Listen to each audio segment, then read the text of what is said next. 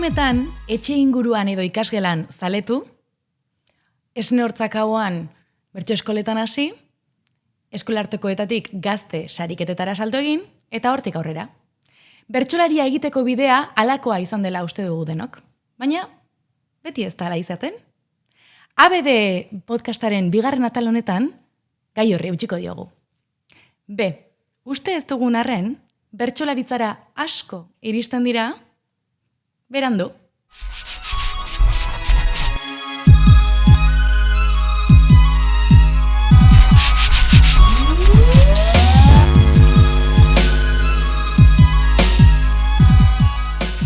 Andoni Rekondo, kaixo? Kaixo, Mikele. Sarreran aipatu dugu pixka bat, nola zabaldutako uste bat ote dan, bertsolari bidea egite hori, dan txikitatik bertso eskolan hasi, gero eskolartekotara, handikan gazte sariketatara, eta hortikan aurrera, ez? Danok uste dugu hori dela betiko ibilbidea, baino beti ez dela izaten, eta zure kasua ez berdina da. Zuk beste ibilbidea egin duzu, zentzu hortan? Bai, ibilbidea pixkat beranduxeago, baino beranduxeago hasi dela esan dezakegu, ni zuk aipatu ezun ohiko zirkuitu hortan, ni gazte sariketetatik abiatu nintzen, lehenko pixkat kalian eta inguruan hasita, eta umezaroko bertso etapa hori bizigabekoa. Baina nola irudikatzen duzu hori bertsolaritza sartze hori, indezu ez dakit parrandatan hasi zinean, gero... Ez dakit gero bertso eskolan hasi, ez dakit nola... Bai, eta ez dakit oso dotore gelditzen den hola esatea, baina bai. Hola izan zen, parranda giroan hasi ginen gu, kuadrillan bat zeuden batzuk, hain justu, umetan bertso eskolan ta ibilitakoak zianak. Orduan horiek, gerora utzita zeukaten, baina falostetan eta hasi ginen pixkat kopla batzuk eta puntu batzuk egiten. Eta ni hor animatu nintzen lehenengo aldiz, bertsotan egitea, lehenengo eskola horautuan egindan nengon zerbait, baina bapaten eta bat erez. Eta falosteetan hasi, parrandan eukigen joera ondi xamar bat, horrek ekarrizun gaztetxeko bertso eskolara animatzea, eta gero hortik erraniko bertso eskolan hasi nintzen, orduan, pixkat hori izan zen ere ibilbidea. Bai, ez, ondo, askori interesatuko zaigu ziur. Hori, 20 urteren multan nola izan zen? Bai, 2019an hasi nintzen ni gaztetxeko bertso eskolan, 20 bete berri hortxe izango nituen bai. Bai, ze normalean egia da, uste dugula, zaletasunak egia etortzen diala haurtzaroan edo izaten ditugu zaletasun batzuk, gerora beste batzuk etortzen dira, eta hori ez da harrigarri izaten. Baina egia da bertxotan, bapaten eta astea 20 urte buelta horretan, bai da harrigarria, ez? Bai, ez zoikoa, baina nik ere, igual ni naizelako ere, eta epika kentze aldera ere, esango nuke, nire afizion artean bai ondala bintzat, euskaraekin harremantzeko modua. Orduan horrek ere, nik uste zerikusia badaukala, umezaroan eta gure etxean, igual bertsoa ezen hain beste entzun, baina bai... Hori esan enizun, edazalea zinen bertso munduan. Egia esan, gure etxean ez dira bertsoak asko entzun, ez dira bertsoak asko jarraitu, baina bai irakurtzaletasuna, idazaletasuna eta hori bai sustatu da. Orduan, hizkuntzarekin jolasteko teknika horiek edo harreman hori behintzat baneukan, gerora bertsotan atera naia beranduago. Ez da, igual kasualidadez edo inguruan nola tokatuta baino. Lehenago euskarakin harremantzeko modua ere bazen, bai, bazegoela zerbait igual. Hortxez bazala zerbait behintzen. Bale, ze ona. Eta behin hasi izanen bertso ibilbide horretan, zure inguruko bertsokideak esan dezagun, asko bai dia beste ibilbide horretatik etorritakoak, bertso eskolan hasi eta ez, aipatutako ibilbide horretakoak. Ez dakit sentitu ezun noizbait, inbidiarik aiekiko zerbaitetan, edo inoiz sentitu dezun, kakotxen artean berandu nabil hori. Egia da, umetan aste horrek, nire ustez ematen dizu, oinarri asko zabalago bat eukitzeko aukera. Orain ja urte batzuk pasadia ni hasi nintzanetik ere, eta orduan denbora eman dit pixkat, sprint hortan rekuperatzeko aurretik galdutako informazio hori.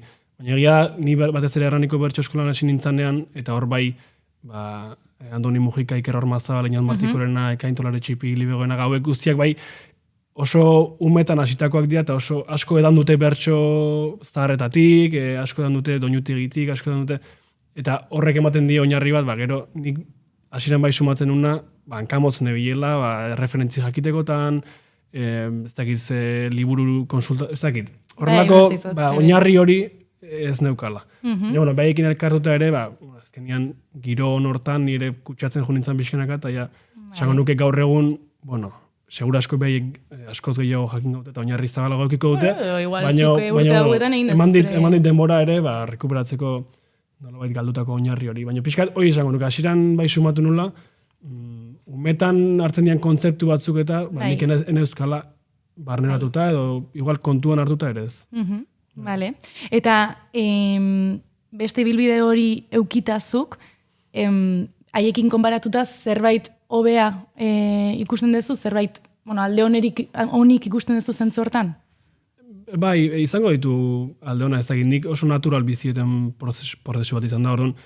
Ni igual iritsi nintzen bertso eskolara nire arau propio epikin, ez? Orduan horrek ematen dizu askatasun handixeagoa. Gero, egia denbora aurrera junola, ni ere juna izela barneratzen bertsoaren bestelako arau ez idatzi batzuk eta bertsotan egiteko modu bat.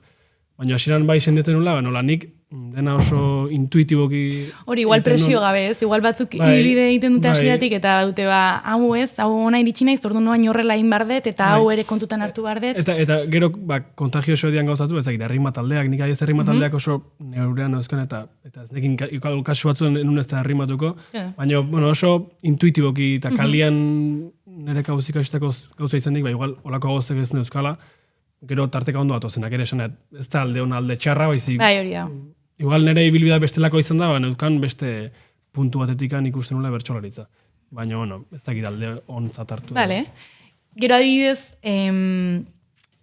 berandu hasiztela bertxotan, ez dakit, nabaritzen duzu beste zerbaitetan, ja pixkat, esan duzu gazte sariketetan bai ibilizeala, baina ez dakit, hor daude baita edo bertso eskola ibilbidea, edo bertso udalekuak, edo ez dakit hor inbidi puntu bat ematen du horrek ere, azkenian bertso udalekuka adibidez kriston tresnadia bertsotan da bien jendeakin harremantzeko, bertso eskolan ibiltzea ere horrek inguruko bertso eskoletako kideekin saretzea, zure afiziontzeko duten kideekin saretzea horrek ere, ematen dit, nik gaur egun dudarik ez dago, nik bertso eskolara juteko beharra, nik nahiko nuke bertso eskolara, nik nire ibilbidea nuke aldatuko egia da zerrengatik, baina bertso eskolara joango nintzatekela dudarik ez daukat, eta hori dela, ez dakit, aproposena esango nuke. Orduan, inbidia puntu bat, gerora egia da, barremanak ere egin ditutela beste bideo batetik, eta sare hortan sartu naizela, eta oso gustura nahola, baina oso gauza positiboa dauzka, umetan hasteak, eta edo nori gomendatuko nioke, eta bai. Baina hori, gero saretze hori azkenean lortu duzu, eta hori oso horrexea. Gero jendeak txegina da. Hori da, jende jatorra hori esan behar da, hemen baita ere, eta... Oso jatorra, oso interesgarria. Arki, eta gero ja, entzulari begira, adibidez, uste duzu entzuleak igartu lazerraitetan, ez zehala profil tipiko bat? Hasieran igual gehiago, gero ez egit, igual oin nola irakurriko naun jendia, baina hasieran bai, aipatzen dut anagatik ez, igual, ni nahiko inkonsientean nintzen, bai? Hasierako gazte sariketan lehenengo lizardi nahi nunean adibidez, niko oso ondo ez nekin noran hinduan ere, orduan, ez dakit, igual holtzan ikusiko zan hori ere. Hori oso nahi zan daiteke baita ere. Eta txarra aldi beren, igual inkonsiente egin ez dako beni jutea lekutara baino, igual sumatuko zan, ez? Gauzak ideiak ekartzeko moduan, edo esaldiak egituratzeko moduan, estandar hortatik kanpoxeago egon nintekela, ez dakit, hori jendeak esan marko du, baina. Gaur egun, nik uste estandartu dutela pixka geixio. Igual eraman dezu nahi gabe izen hori, ez? Berandu hasi denaren izen hori. Bai, gero azkenean intain, dinamika batzuen sartezea, gero, fraixotasuna beti nahi deu mantendu modu batea edo bestea, igual pixka galtzen juten da ere, jendeak gehozta gehiago entzuten zain eta jaetzea inberria. Bueno, hori ere hori da. Baina ez dakit bain zer mantenduko eten, edo jendeak nola irakurriko naun, baina niko oso ondo pasatzen dut oraindik bertsotan, hasi que. Zeona. Oingo deu salto beste atal txiki batera, normalen atal bakoitzen elkarrezketatu bat egoten da, kasu honetan zu, baina gai berberaren bueltan galdera bat botatzen diogu beste gonbidatu bati. Oain botako ez galdera, baina guk galdetu diogu Aitor Etxebarria Zarragari, beak, zure ibilbide, zure profil berdinekoa da, esan dezakegu berandu hasiala kakotxen artean bertxotan, eta hause galdetu diogu, eta gero entzungo dugu bere erantzuna, eta komentatuko dugu, bale? Bere galdetu diogu, bertxotan, berandu kakotxen artean hasi den bertxolari moduan, zerk harritu zintuen bertxogintzara hurbildutakoan, bertxo mundura hurbildutakoan. izan duzu inoiz berandu iritsi izanaren sentsaziorik, eta nola bizi duzu hori? Entzun dezagun. Bertso mundutik gehien harritu nauena, seguru asko izango da nolako sarea dagoen eraikita, azkenean, kanpotik antzemateko saiena delako, ez?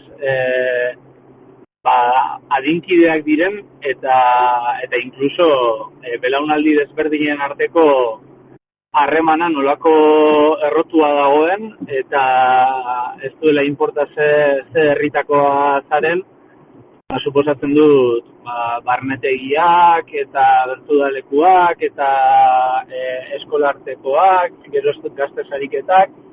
Azkenean, badagoela zirkuitu oso bat lortzen duena bertso munduko ia guztiak elkar ezagutzea eta laguntzare handi bat edukitzeko aukera. Eta horrekin lotuta, esango nuke, eduki dudala berandu iristearen sentsazio bakarrenetakoa, dela, behin 22 urterekin bertotan hasita, ez naizela gazte sariketetara, pare batera edo bai, baina gazte sariketetara ez naizela iritsi eta sare hori, bertsolarien arteko eta lagunen arteko sare hori beranduago egin behar izan dudala, eta gainera hori, eraikita daude harremanen gainean edo ez. Eta bai, gogoratzen ditut behintzat lehenengo urteak,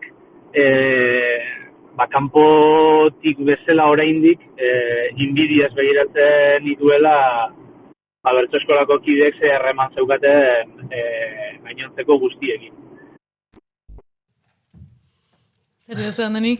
Gauza asko esan ditu, sarearena bereziki, baina... Bai, sarearena aipatu dugu, eta gira harrigarria dela, igual kanpotik zaila da imaginatzen ez, bertsolaritza bezalako, euskera ere minorizatuan hizkuntza izan da, bertsolaritza horren ataltxoa izan da, eta hor barruan, badagola trinkotasun bat, eta badagola zenbat jende ibiltzen da narea eta honea, bai, bertsolariak beak dira bertso zalenaki, eta leku batean eta bestean nola ikusten duzun, harremanak, sareak, adinak, hori dudarik gabe, nahi ere harritu nindun, igual evidentegoa da, baina munduak nola, bertsolaritzaren mundua nola, ze tendentzia daukan hausnartzeko, eta hausnarketa horren barruan hausnartzeko, eta hausnarketa horren barruan hausnartzeko. Vale. Eta horrek askotan eragiten du, norbek ere adion bardula, ez? Aldaketa guzitara, pixkat buruari ere exigitu behar diozu, kokatzea ez, momentuko aldaketa bakoitzaren aurrean, zu nuntzauden, eta gero plazara tegarrezulako segurasko, zeuzeri buruz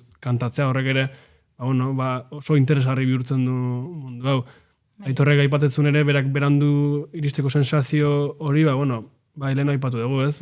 Segurasko udalekutara jundan pertsona batek, lehenago lortuko du sare hori, baina bere kasuan nik uste ere, horrela dalako, gero gazte sariketetan jutezea harremantzen, eta ez dago... Igual hasien hartzezea ez, igual ez du jo, ze trinkotasun da honez, ze harreman hauetan, hau dago ezakin nun, eta bestia, eta baina, azkenean gero pixkanak azuen artean ere osatzen dezuela. Hori da, eta azkenean jutezea, hemen tokatzen zea, eta igual bertsoak ematen du elkarrizketarako bide txiki bat, eta hortik aurrera, gero ez da gehiago koinzitu ez da harreman estugoa, orduan, aukera baude koinzitzeko, eta gero jendeak normalen atsegin hartzen du ondokoa, eta oso erlazio sanoak eta politiak sortzen dira. Noiz berarekin hitzein duzu, Aitorrekin? Ez asko koinzitu hori esan, eta poz handi hartu nun txapela lortu zunean, kriston meritu daukela iruditzen zait, bera 22 urterekin hasi izan bertxotan, orain ezagit, 23 urte daukiko ditu,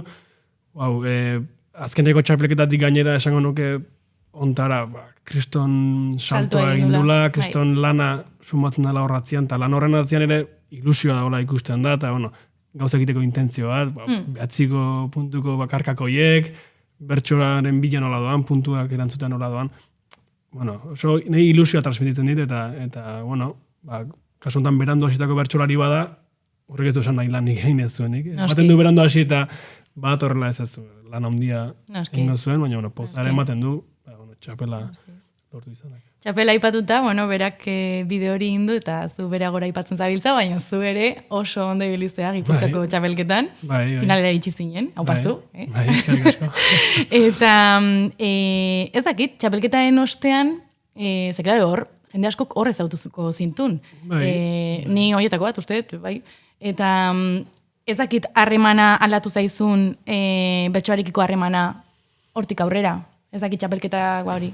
Bertsoarekiko harremana bere hortan ez dakit asko aldatudan, bai bizitzeko modua, plazako puruak asko indu gora, nabarmen, nik 2008an txapelketa horretik, neuzkan saioak izango zian, gazte sariketa bakanen bat, eta gero Hernani bueltan, hor suerte badaukagu, eta behintzat Hernanin inguruan, auzotan antolatzen dituzte saioak, eta bertso eskolakoekin kontatzen dute. Hortik aurrera bihurtu da, 2008an, saio desente egin beharra, saio horren exigentzia hori ezagutzea, ze bertsolaritzaren beste parte bat da, saio desente jarraian tokatzean inbardan lanketa, konpromesu bat dago, egunero eretzaude igual zure bore honenian, eta june inbarrezu, igual pereza puntuekin jumarrezu, eta ikasi inbarrezu ere onartzen, saio batzutara perezakin jumartzela, baina hala ere, lan bat eta zor dezula hor zerbait eskaintzea eta merezi dutela ere deitu izuten heinean zuk onena ematea. Beste ikuspegi batzuk ikusi ditut, hala ere horrendik, bertsoarekiko lotura hori eta harreman hori oso sanoki mantentzen dut, baina aldaketa dela ezin daukatu. Interesgarra esan dezuna, askotan hori zaledea zerbaitetan eta asko gozatzen zerbaitetan, baina badago gauza hori ez, konpromesua eta ez lana bihurtzen danean ez, nolabait beste ikuspegi batetik ikusten duzu. Gura hitzakia izan da beletrarentzat berandu hitza jartzea, baina ez dakigu noiz dan berandu, egia esan. Zure ustez beti da garaiz, ez dakigu, berandu... Bai, bertxotan hasteko adibidez, garaiz beti da. Gero norbeak bere langak jarri beharko ditu, nik ez esango edozein berandu hasita, edozein lekutara iritsi halko danik, baina edozein goiz hasita ere iritsiko ez dan bezala, ez egit. Baina helburuak azkenean gutxieneko, ustez bertxotara gerturatzeko modua, eta are berandu, umetan eta berandu, izan behar da gozamenerako modu bat, hizkuntzarekin jolasteko irrika bat, eta gero helburuak bigarren maila batean daude. Zagit, ni bintzat disfrutetikan eta gozamenetikan gerturatu nintzen bertxora, eta berandu, hasteko sekula ez da berandu. Guk, orain Erraniko bertso eskolan ere badaukagu jendea, orain taldetxo bat sortu da, gazteak, 18, 19, 20 piko bueltakoak orantxe hasi direnak, badaude jubilatu taldeak ere hasten direnak, jubilatu eta bertsotan. Legazpien ere guk ere bagenukan talde, heldu talde bat. Eta horiei, sekula ez da berandu zertan probatzeko. Espektatibak zeintzu diran, hor gero desberdintasunak egon daitezke, baina probatzeko eta hasteko, zein gonbidatuta dago. Earki, ze ona, eskerrik asko handeni, gure Euskal Alfabetoan zure letratxoa jartzagatik. Hemendik aurrera bertsolari aldizkarian irakurriko zaitugu, eta entzuten zaitugun luzaro baitare beste plazatan. Agarra, hola dan. Eskerrik asko. Zori.